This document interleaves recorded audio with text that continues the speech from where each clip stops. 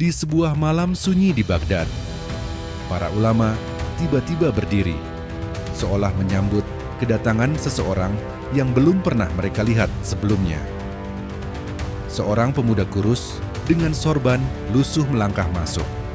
Dan saat itulah dunia menyaksikan awal munculnya rajanya para wali. Namun sedikit yang tahu bagaimana perjalanan panjang yang penuh ujian dan tanda-tanda gaib mengantarkannya ke derajat itu. Dan di video ini, Lentera Dunia akan membuka awalnya, bukan mitos, tapi berdasarkan sejarah. Jadi jangan di-skip, karena setiap detiknya membuka rahasia yang jarang diceritakan.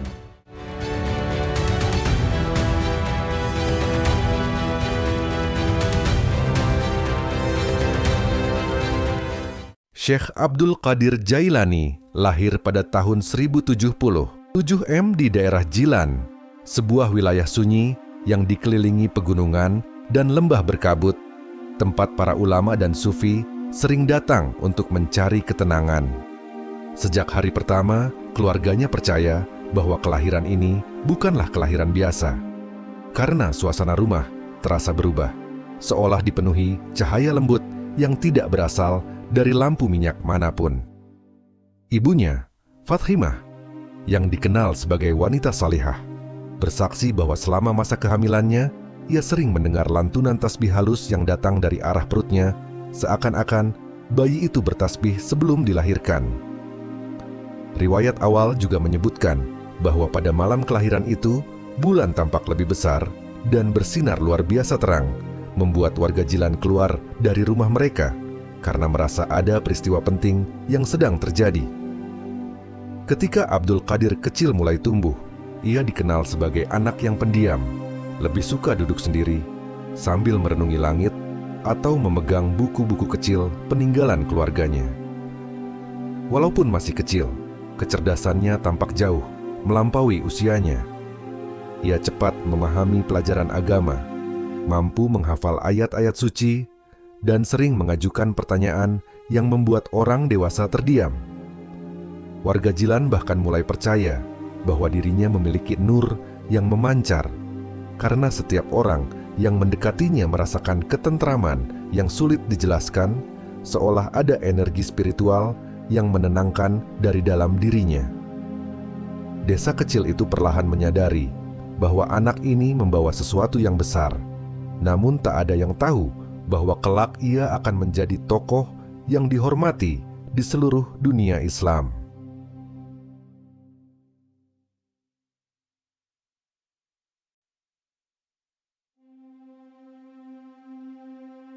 Pada usia sekitar 18 tahun, Syekh Abdul Qadir merasakan sebuah dorongan kuat di dalam hatinya, seolah ada suara yang mengajaknya meninggalkan Jilan dan menuju pusat ilmu terbesar pada zamannya, yaitu Baghdad. Keputusan itu bukan hal mudah, karena perjalanan menuju Baghdad berarti menempuh ratusan kilometer, melintasi gurun, lembah, dan wilayah yang tak selalu aman bagi para musafir muda. Sebelum berangkat, ia memeluk ibunya dengan penuh haru, dan Fatimah memberikan nasihat terakhirnya. Jika kau ingin mencari ilmu yang benar, maka jaga selalu kejujuranmu, karena itu bekal paling besar dalam hidup. Dalam beberapa riwayat, ibunya bahkan menjahitkan 40 dinar emas di dalam baju Syekh Abdul Qadir, menyembunyikannya agar tidak mudah dirampok. Sebuah tindakan yang kelak menguji kejujurannya. Dengan membawa hanya pakaian sederhana, kitab kecil, dan doa ibunya, Syekh Abdul Qadir memulai perjalanannya melintasi medan yang luas dan sunyi, berbekal tekad mencari ilmu. Di tengah perjalanan, ia pernah dihentikan oleh sekelompok perampok yang terkenal kejam. Dan ketika mereka menanyakan apakah ia membawa harta, ia menjawab dengan jujur bahwa dirinya membawa 40 dinar. Kejadian itu membuat pemimpin perampok terkejut, hingga ia bertanya mengapa Syekh Abdul Qadir berkata jujur meski bisa saja berbohong demi keselamatan dirinya. Syekh Abdul Qadir menjawab bahwa ia tidak mungkin membohongi wasiat ibunya, sebuah jawaban yang membuat pemimpin perampok itu menangis dan langsung bertobat di tempat. Setelah melewati berbagai rintangan, ia akhirnya tiba di Baghdad, kota besar yang menjadi pusat peradaban, penuh dengan para ulama, filsuf, sufi, dan pedagang dari seluruh penjuru dunia Islam. Di kota inilah perjalanan baru Syekh Abdul Qadir dimulai, perjalanan yang kelak mengubahnya dari seorang pemuda pencari ilmu menjadi sosok yang digelari rajanya para wali.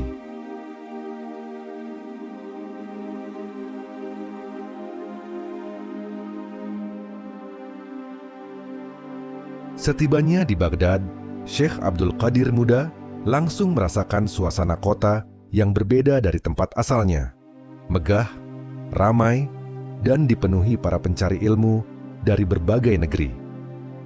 Disinilah ia mulai memahami bahwa untuk mencapai ilmu yang hakiki, ia harus belajar dari para ulama terbaik, dan Baghdad adalah tempat berkumpulnya para cendekiawan terbesar dunia Islam.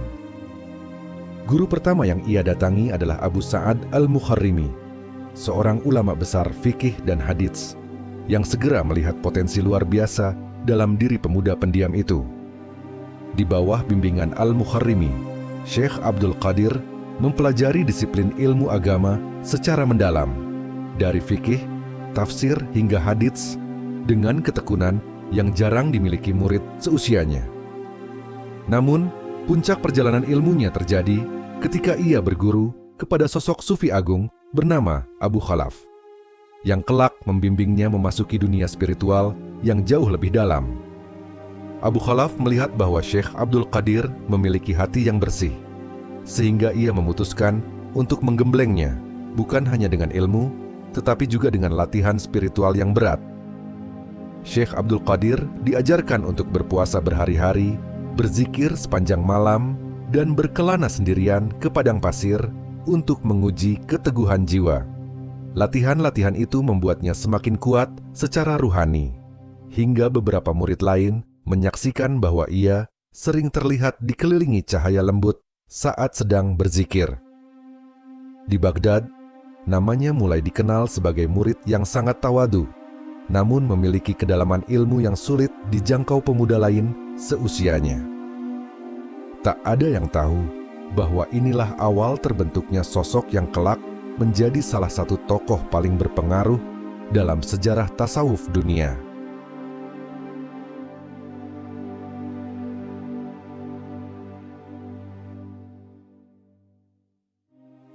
Setelah menimba ilmu dari para ulama besar Baghdad, Syekh Abdul Qadir merasakan panggilan batin yang lebih dalam, sebuah dorongan untuk menyendiri dan menempa dirinya dalam latihan spiritual yang jauh lebih berat.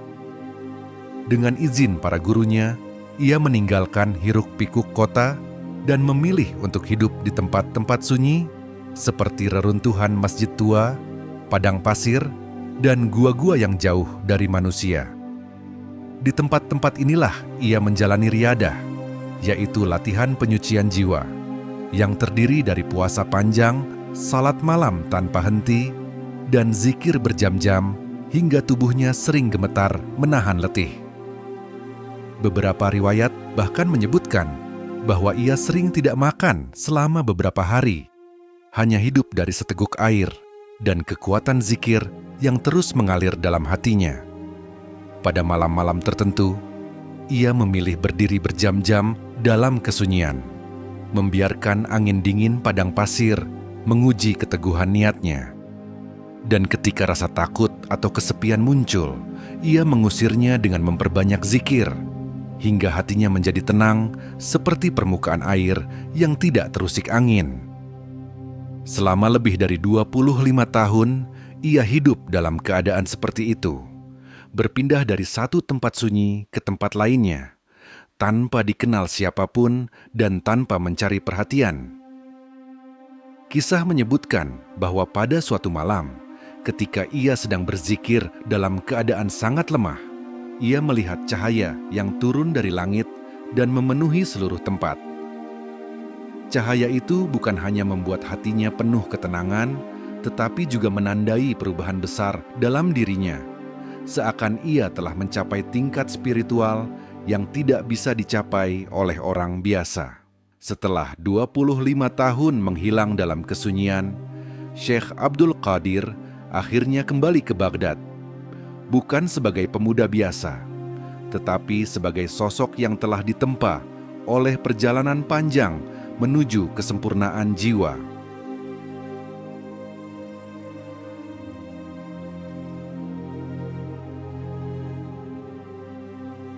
Ketika Syekh Abdul Qadir kembali ke Baghdad setelah 25 tahun menyepi, para ulama dan masyarakat dibuat terkejut karena aura dirinya tampak berbeda, lebih tenang, lebih teduh, dan penuh wibawa. Riwayat mencatat bahwa setiap kali ia duduk di majelis, orang-orang yang hadir merasakan ketentraman yang sulit dijelaskan, seakan keberadaannya saja mampu menurunkan kedamaian. Karena kealimannya yang sangat luas, para ulama besar Baghdad segera menghormatinya, dan masyarakat berbondong-bondong datang untuk meminta nasihat atau sekadar mendengar kata-katanya. Disinilah mulai muncul peristiwa-peristiwa yang kelak disebut sebagai karomah, yaitu kejadian luar biasa yang Allah berikan kepada para walinya tanpa mereka meminta. Salah satu karomah yang paling sering diceritakan adalah kemampuannya menenangkan hati orang-orang yang sedang gelisah. Cukup dengan satu kalimat zikir yang ia ucapkan. Ada pula kisah tentang seorang lelaki yang datang dalam keadaan putus asa karena kehilangan seluruh hartanya. Namun, setelah berbicara dengan Syekh Abdul Qadir, ia merasa seolah diberi kekuatan baru untuk bangkit. Dalam beberapa riwayat, disebutkan bahwa ia mampu mengetahui isi hati seseorang tanpa bertanya, seakan ia melihat langsung apa yang disembunyikan di dalam jiwa. Majelisnya begitu penuh hingga orang-orang harus duduk sampai di luar ruangan, dan setiap kali ia berbicara, suaranya terdengar jelas, meski tidak ada pengeras suara pada masa itu. Pengaruhnya begitu besar, sehingga tokoh-tokoh dari berbagai kota datang ke Baghdad hanya untuk melihat sosok yang dianggap memiliki cahaya kepemimpinan spiritual. Pada titik inilah Baghdad menyaksikan kebangkitan seorang tokoh yang tidak hanya menguasai ilmu, tetapi juga memiliki cahaya jiwa yang kelak membuatnya dijuluki sebagai rajanya para wali.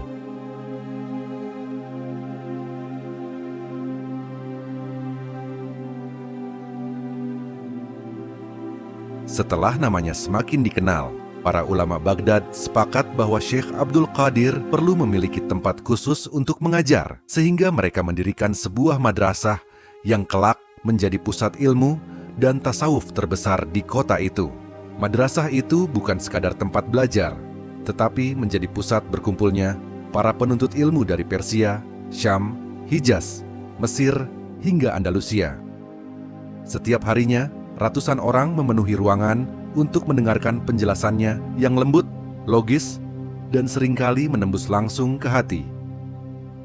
Walaupun terkenal sebagai ahli fikih, ia juga mengajarkan tasawuf dengan pendekatan yang seimbang, menekankan bahwa perjalanan spiritual harus dibangun di atas ilmu yang benar.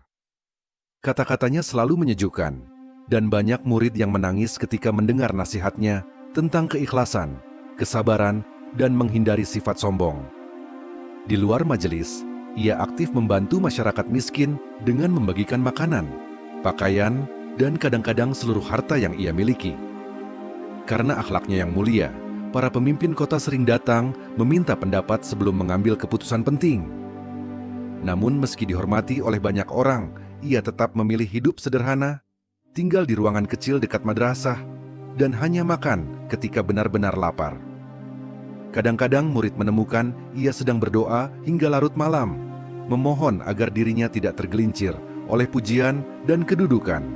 Dalam waktu singkat, madrasahnya menjadi pusat ilmu yang dihormati seluruh dunia Islam, dan dirinya dianggap sebagai pemimpin spiritual yang membawa cahaya bagi siapapun yang datang mendekat.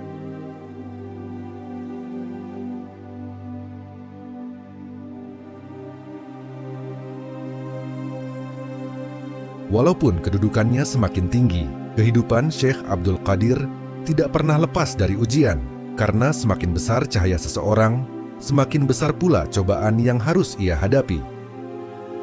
Salah satu ujian terbesar datang ketika fitnah mulai beredar di Baghdad, bahwa majelisnya terlalu ramai dan dianggap mengganggu sebagian kelompok yang merasa tersaingi.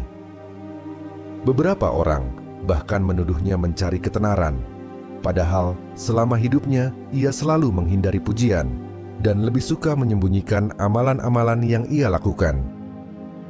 Ketika fitnah itu semakin menyebar, beberapa muridnya mulai gelisah. Namun Syekh Abdul Qadir menenangkan mereka dengan berkata bahwa kebenaran tidak pernah perlu dibela dengan kemarahan. Di tengah tekanan itu, ia memilih memperbanyak ibadah malam, memohon agar hatinya tetap bersih dari rasa sakit yang disebabkan oleh ucapan manusia. Ada kisah bahwa suatu malam, ketika ia sedang sujud lama, ia merasakan seolah seluruh beban fitnah itu diangkat dari dirinya, digantikan dengan ketenangan yang belum pernah ia rasakan sebelumnya. Ujian juga datang dari kehidupan pribadinya. Ia pernah kehilangan salah satu anaknya yang masih kecil. Sebuah cobaan yang membuat banyak orang di Baghdad merasa iba. Namun dengan suara yang tenang, ia berkata bahwa setiap jiwa hanyalah titipan, dan apa yang kembali kepada Allah tidak boleh dipeluk dengan kesedihan berlebihan. Kekuatan kesabaran inilah yang membuat masyarakat Baghdad semakin mencintainya, karena mereka melihat bahwa keteguhan hatinya bukan sekadar kata-kata, tetapi nyata dalam seluruh perilakunya. Dari setiap ujian yang dilaluinya, semakin jelas terlihat bahwa Syekh Abdul Qadir bukan hanya seorang guru, tetapi seorang pemimpin spiritual yang dibentuk oleh cobaan, bukan oleh pujian.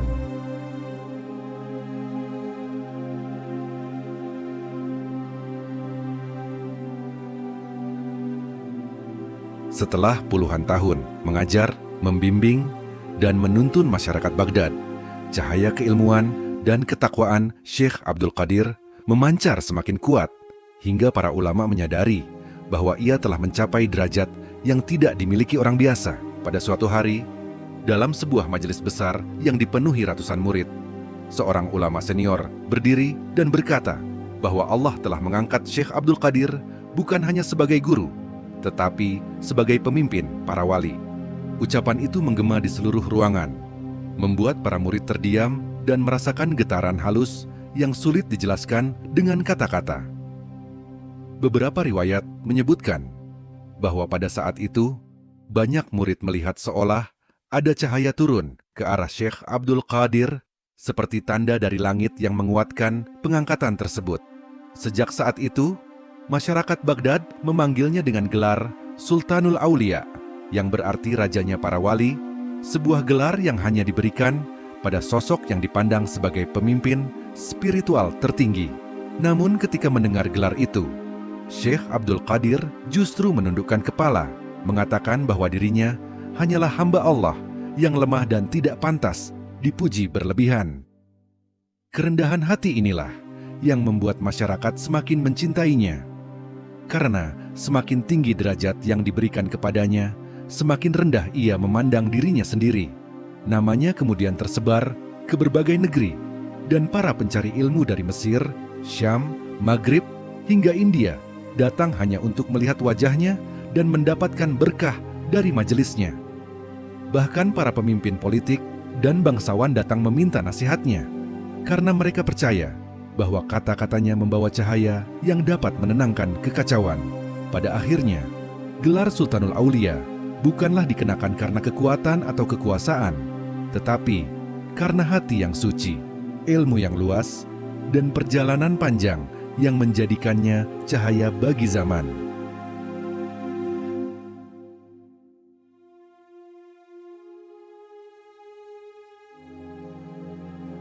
Seiring berjalannya waktu, pengaruh Syekh Abdul Qadir Jailani tidak hanya terasa di Baghdad, tetapi menyebar jauh melampaui batas-batas kota hingga mencapai berbagai negeri di dunia Islam. Madrasah yang ia bangun menjadi pusat ilmu besar, melahirkan ribuan murid yang kelak kembali ke negeri masing-masing untuk membawa ajaran tentang akhlak, ketenangan, dan keikhlasan. Banyak dari muridnya menjadi ulama besar, sufi terkenal, dan pemimpin masyarakat yang menebarkan kedamaian di tempat-tempat yang sebelumnya dilanda konflik dan kebingungan. Pengaruh ajaran beliau kemudian dirangkum dalam karya-karya yang masih dibaca hingga hari ini, seperti Futuh Al-Ghaib dan Al-Ghunyah, yang berisi nasihat tentang ikhlas, sabar, dan pembersihan hati. Karya-karya ini tidak hanya membawa pesan moral, tetapi juga membuka pintu bagi masyarakat untuk memahami tasawuf secara benar, jauh dari kesesatan dan berlebihan. Pada masanya, ajarannya menjadi benteng bagi masyarakat yang sedang menghadapi gejolak politik, peperangan, dan perubahan besar di wilayah sekitar Baghdad. Di tengah kekacauan dunia, majelisnya menjadi tempat di mana masyarakat menemukan kembali ketenangan batin, seolah kata-katanya mampu meredakan badai dalam hati setiap orang. Selain itu, Syekh Abdul Qadir juga mendirikan jaringan murid yang terhubung kuat, sehingga ajarannya menyebar secara alami, bukan dengan paksaan, melainkan melalui keteladanan. Di banyak negeri, ajaran beliau tentang tawadu dan cinta kepada sesama menjadi pondasi bagi penyebaran Islam yang lebih lembut dan penuh kedamaian. Inilah warisan besarnya, ilmu yang tidak pudar dimakan zaman, akhlak yang terus dikenang, dan cahaya yang menyinari perjalanan jutaan manusia hingga hari ini.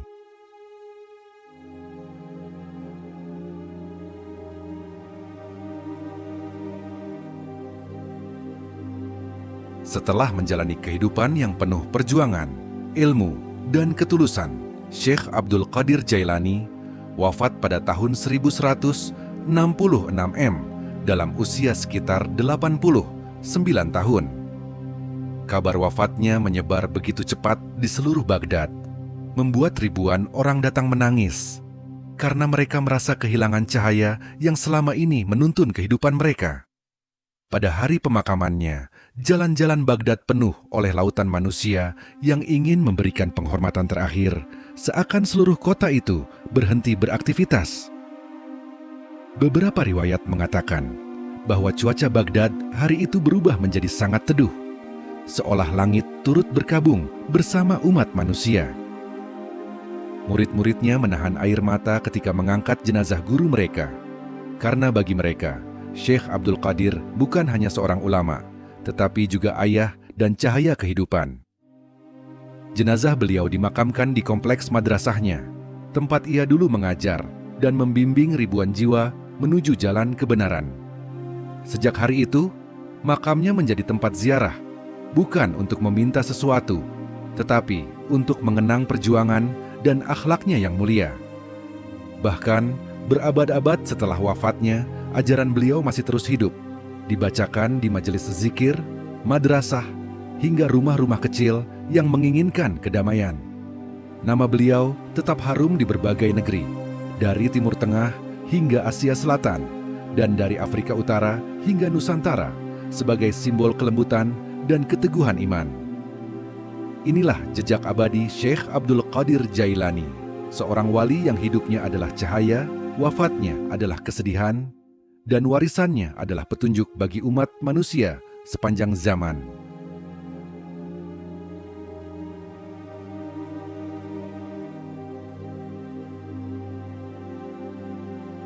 Dari sebuah desa sunyi di Jilan, hingga menjadi cahaya bagi dunia Islam. Perjalanan Syekh Abdul Qadir Jailani mengajarkan kita bahwa kemuliaan tidak datang dari pujian, tetapi dari hati yang terus ditempa oleh ujian. Bahwa seorang manusia bisa mencapai derajat tertinggi, bukan dengan kekuatan, tetapi dengan kejujuran, kesabaran, dan keyakinan yang tidak pernah goyah. Dan bahwa cahaya seorang wali tidak pernah padam. Ia terus hidup dalam ilmu, dalam akhlak, dan dalam hati mereka yang meneruskan jalannya. Jika Anda merasakan ketenangan dari kisah ini, bantu sebarkan cahaya ini dengan menekan like, subscribe, dan bagikan. Akan terus membawa Anda menyelami kisah-kisah besar yang menggetarkan jiwa.